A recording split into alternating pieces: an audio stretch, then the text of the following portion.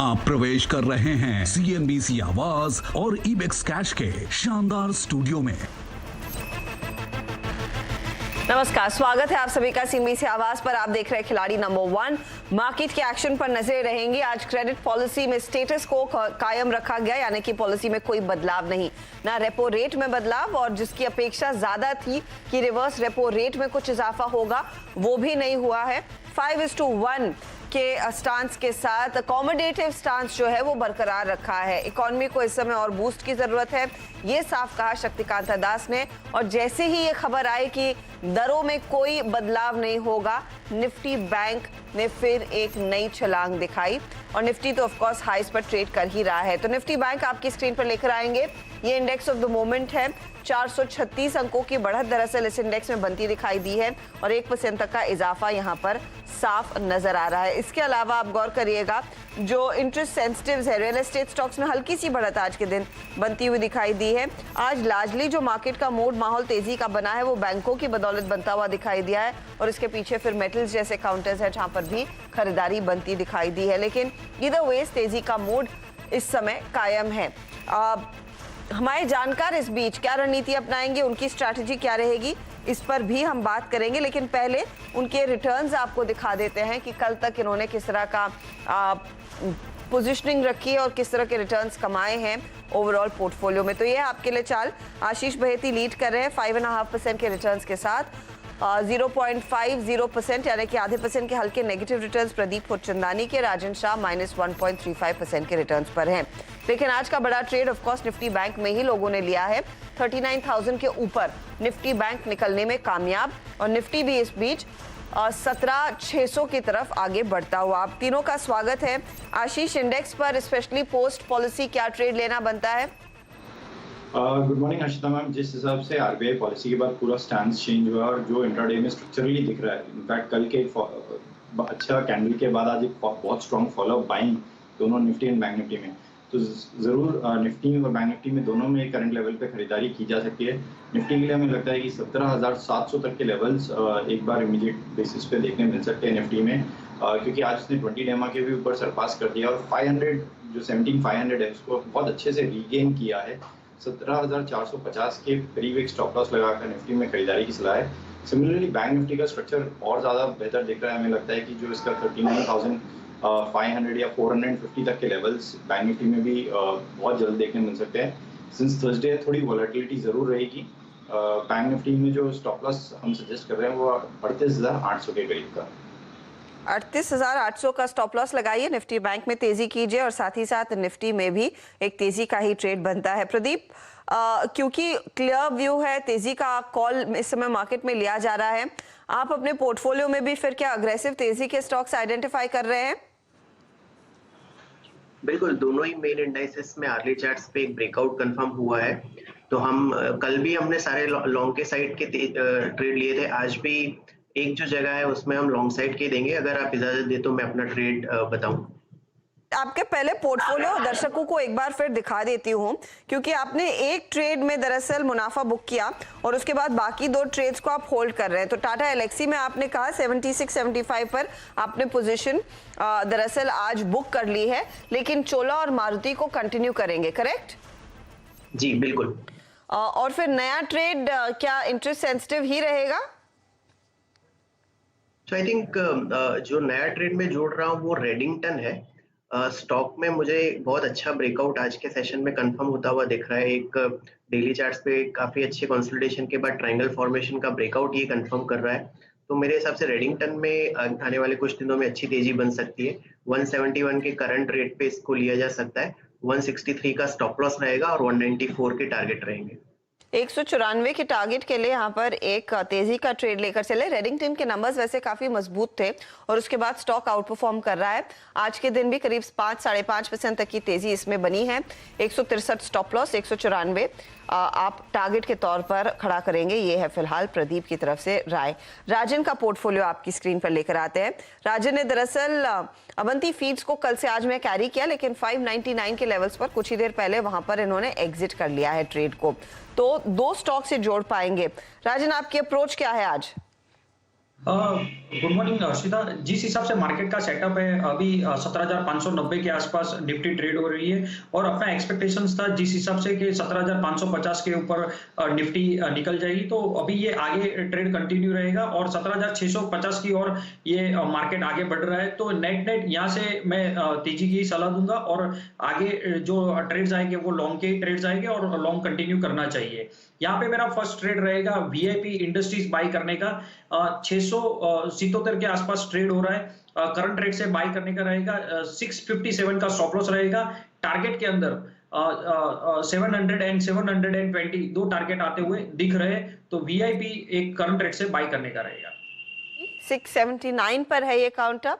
700 का आप टारगेट रखेंगे, पहला टारगेट 700, तो ये हम लेकर चलते हैं और आगे फिर 720 के टारगेट के लिए एक अपॉर्चुनिटी 657 के आसपास आप स्टॉप लॉस लगाइए इस पर्टिकुलर ट्रेड में। चलिए अब आशीष बहेती का ट्रेड समझ लेते हैं। आशीष ने भी देखिए टाटा मोटर्स को कल से आज में कैरी किया, वो अभी भी होल्ड कर रहे हैं। L&T इन्फोटेक को भी कैरी किया, लेकिन कुछ देर पहले सुबह में ही 6,300 के आसपास यहाँ पर इन्होंने प्रॉफिट अपना बांध लिया है। तो बताइए आशीष, नया ट्रेड आपका क्या होगा? जी हर्षिता जी, मेरा नया ट्रेड रहेगा मुथूट फाइनेंस का।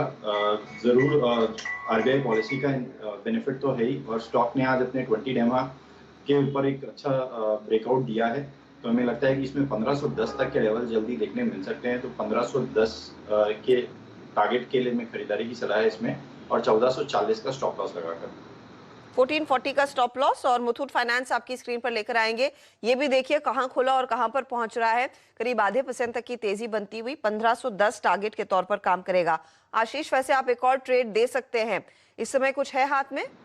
मैं सेकेंड हाफ में देता हूँ, क्योंकि थर्सडे के कारण थोड़ी वोलेटिलिटी ज्यादा एक्सपेक्टेड है मार्केट में। जी हाँ, तो पहला इवेंट हो चुका है दिन का, वो है क्रेडिट पॉलिसी। बयान आ चुके हैं, पॉलिसी में कोई बदलाव नहीं। अब दूसरे इवेंट का इंतजार रहेगा और वो है वीकली एक्सपायरी। मार्केट में तेजी आई है, लेकिन क्या ये टिक पाएगी या नहीं उसका कुछ इस समय इल्म नहीं है, इसीलिए एक जगह खाली रखें और एक ट्रेड दिया है। राजन, आप भी एक नया ट्रेड जोड़ सकते हैं वीआईपी के साथ, कुछ है ध्यान में? मैं यहाँ पे एक नया ट्रेड ऐड करना चाहूंगा, वो रहेगा GNFC। अभी 563 के आसपास ट्रेड हो रहा है काउंटर, और करंट रेट से बाई करने का रहेगा।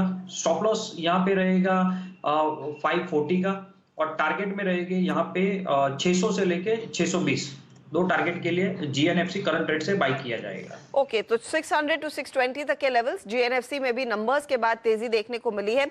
जहां अच्छे नतीजे आए हैं उन्हीं स्टॉक्स पर दरअसल फोकस राजन का। वीआईपी उसमें शामिल, GNFC के भी नंबर्स इस हफ्ते हमने देखे। 620 का टारगेट लिया जा रहा है, 540 का आप स्टॉप लॉस लगाकर चलेंगे।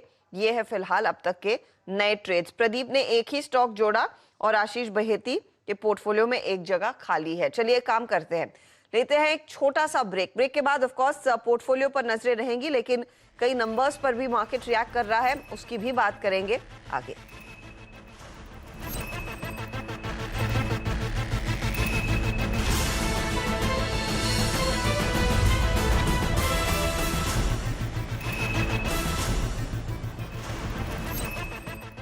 आप देख रहे खिलाड़ी नंबर 1। आज का बड़ा इवेंट क्रेडिट पॉलिसी, इसका इंतजार था और क्रेडिट पॉलिसी के बाद निफ्टी बैंक में अच्छी तेजी देखने को मिली है। पॉलिसी में साफ आरबीआई गवर्नर ने कह दिया है कि अब की बारी ना रिवर्स रेपो में कोई बदलाव करेंगे, ना ही रेपो रेट बदला जाएगा। और खास बात यह है कि मॉनेटरी पॉलिसी कमेटी ने एक सुर में कहा कि अकोमोडेटिव स्टांस दरअसल बरकरार रखेंगे। एमएसएफ की रेट भी बदली नहीं गई है। अब इसके क्या मायने हैं बैंकिंग सेक्टर के लिए और आप और मेरे लिए, वो जानना जरूरी है। मेरे साथ जुड़ रहे हैं स्टेट बैंक ऑफ इंडिया के अश्विनी कुमार तिवारी, ये मैनेजिंग डायरेक्टर है बैंक के। सर, स्वागत है आपका CNBC आवाज पर। ज्यादातर लोग अनुमान ये लगाकर चल रहे थे कि रिवर्स रेपो में थोड़ा सा इजाफा देखने को मिलेगा, छोटा सही, लेकिन वो होने के आसार थे। अब गवर्नर साहब ने कोई बदलाव नहीं किया है। ये आप जैसा बैंक कैसे पढ़ रहा है और आपकी भी क्या अपेक्षा थी कि हल्की सी बढ़त शायद रेपो रेट में, रिवर्स रेपो रेट में आ सकती है? तो हमारी ऐसा बैंक तो अपेक्षा नहीं थी। हमारे हाउस इकोनॉमिस्ट ने जरूर कहा था कि शायद ऐसा हो, 20 बेसिस पॉइंट रिवर्स रेपो बढ़ाया जाए, पर हमारी अपेक्षा नहीं थी, क्योंकि अभी काफी सारी चीजें अनसर्टन हैं। गवर्नर ने जैसे मेंशन किया कि ओमिक्रॉन हालांकि काफी कमजोर पड़ चुका है, बट अनसर्टेनिटी बनी हुई है। फेड एक्शन अभी होना बाकी है जो कि एक्सपेक्टेड है मार्च में। और इसके साथ साथ जो सबसे महत्वपूर्ण बात है कि जो कंज्यूमर डिमांड है, जिसके ऊपर गवर्नर ने स्ट्रेस किया कि वो अभी भी कमजोर है, वो अभी भी 2020 के लेवल से नीचे है। तो इसलिए इकोनॉमी को अभी भी ग्रोथ को जरूरत है सपोर्ट की, और ये सपोर्ट बना हुआ है। अप्रैल में मौका है, अगर परिस्थितियां बदलती हैं और ये जरूरत समझी जाएगी तो गवर्नर या आरबीआई ये कॉल ले सकता है। आरबीआई ने थ्रू आउट जो स्टैंड लिया बड़ा कंसिस्टेंट रहा है अब तक, उन्होंने कोई भी सडन अब्रप्ट चेंजेस नहीं किए हैं। तो मेरा ख्याल है कि ये हमारे लिए, मार्केट के लिए और सभी के लिए अच्छा है कि ये कंसिस्टेंसी बनी रहे और कोई सरप्राइज इस तरह से ना मिले। पॉलिसी में कोई भी दरों को छुआ नहीं गया है, तो क्या अप्रैल की पॉलिसी में चांसेस बढ़ जाते हैं कि थोड़ा सा मोटा या बड़ा हाइक आ सकता है? ऐसा प्रेडिक्ट करना मुश्किल है, क्योंकि आरबीआई ने कोई भी प्रेडिक्शन अब तक जो लोग करते रहे हैं उसको पूरा नहीं किया है इंटरेस्ट रेट बढ़ाने के मामले में। तो ये कहना मुश्किल है। दो तीन फैक्टर्स हैं जिनको हमें वॉच करना पड़ेगा जब जब अप्रैल की पॉलिसी आएगी। एक फैक्टर है फेड एक्शन, जो सबसे बड़ा फैक्टर है, क्योंकि अगर वो एक्शन होता है और कितनी मात्रा में होता है, उसका इम्पैक्ट सारे इंटरेस्ट रेट से पड़ता है ग्लोबली, और हमारे यहाँ भी पड़ेगा। दूसरा जो फैक्टर है कि गवर्नमेंट का बोरिंग प्रोग्राम अप्रैल में स्टार्ट होगा, लेकिन फाइनल नंबर्स जो हैं एटलीस्ट एस्टिमेट्स के तौर पर करंट ईयर के वो सामने आ जाएंगे। और हालांकि गवर्नमेंट का प्रोग्राम बढ़ा जरूर है, लेकिन पिछले साल भी हमने देखा और इस साल भी देख रहे हैं कि जो अब तक का ड्रॉल रहा है गवर्नमेंट का, वो एस्टिमेट से कम रहा है। तो विच मीन्स कि गवर्नमेंट का प्रोजेक्शन हो सकता है ज्यादा हो, बट रिक्वायरमेंट उतनी ना रहे अगर रेवेन्यू और टैक्स रेवेन्यूज वगैरह स्ट्रांग रहें, जैसा कि इस साल रहा है। एक्सपोर्ट्स हमारे काफी स्ट्रांग रहे हैं इस साल, उम्मीद है कि अगले साल भी ये कंटिन्यू करेगा।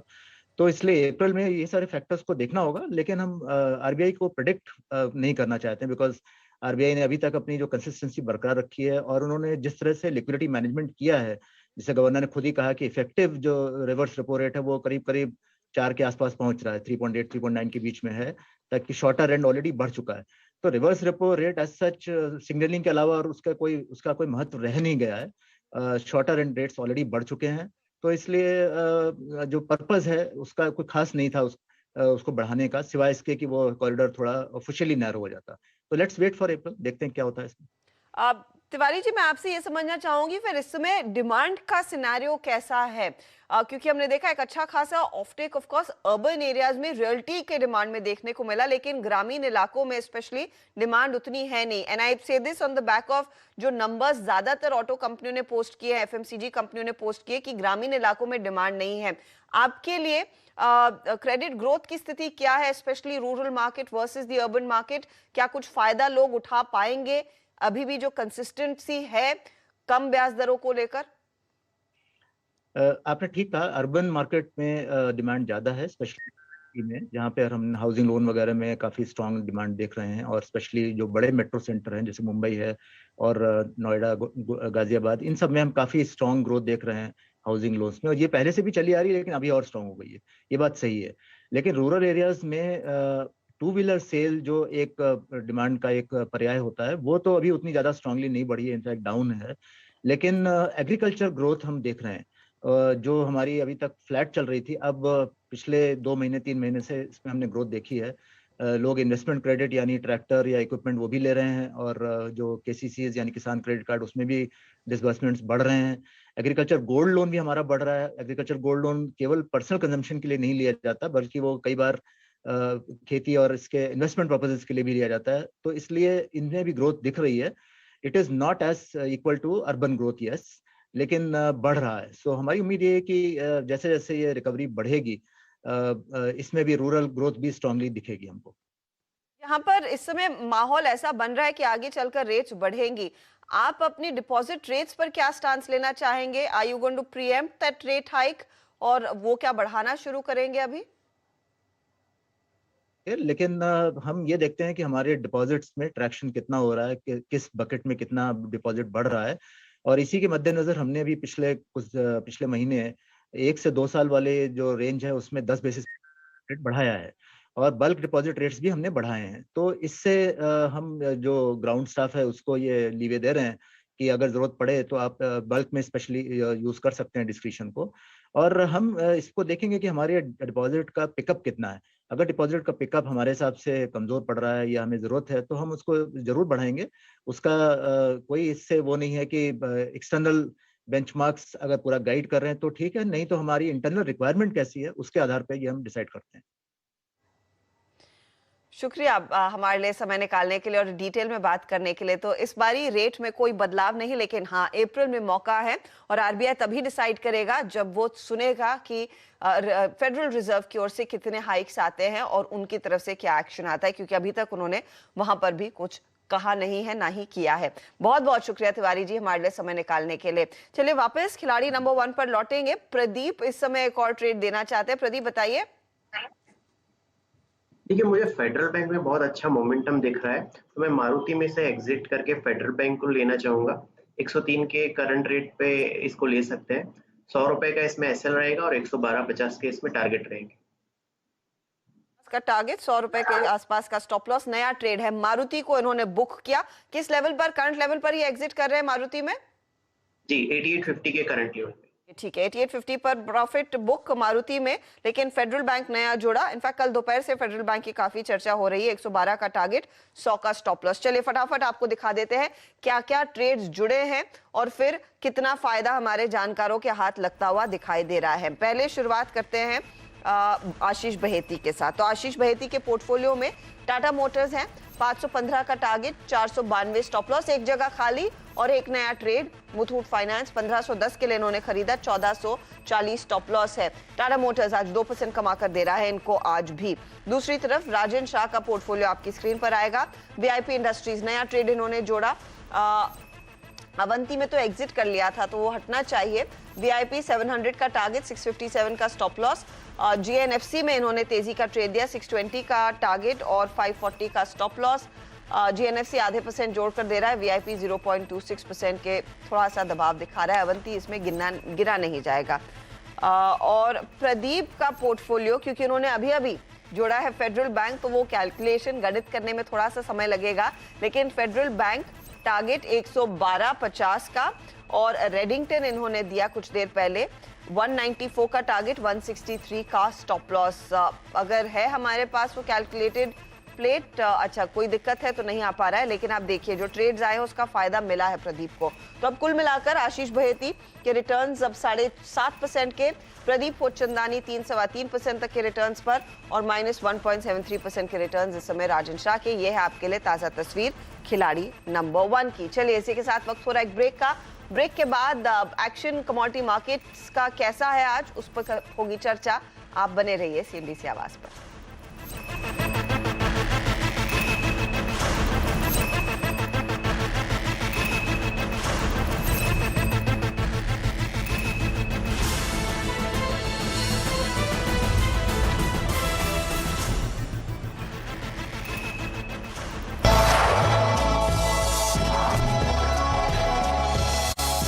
Home Logistics Limited presents Top Stocks.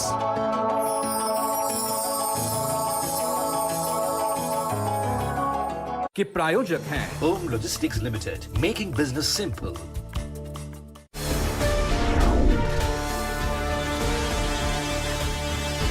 DYOR यानी डूइंग योर ओन रिसर्च की इम्पोर्टेंस। किसी भी पोर्टफोलियो में डाइवर्सिफिकेशन बहुत ज़रूरी होता है।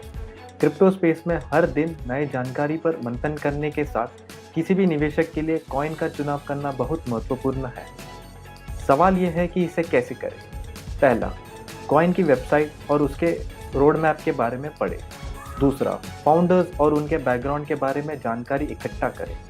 तीसरा, कॉइन के विभिन्न यूज केस को पढ़ें। चौथा, ट्विटर पर जाएं और देखिए कि क्रिप्टो कम्युनिटी क्या प्रतिक्रिया दे रही है। Presented by CoinDCA.